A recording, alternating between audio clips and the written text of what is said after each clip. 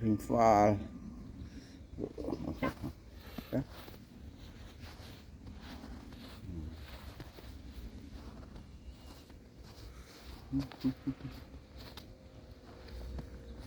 ngày này ngày tí buồn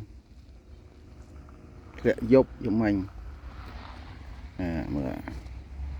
ơi làn này bác mới cả tê làn mà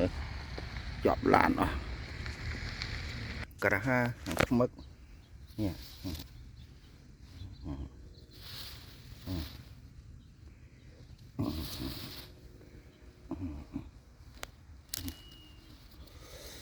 ôi giờ school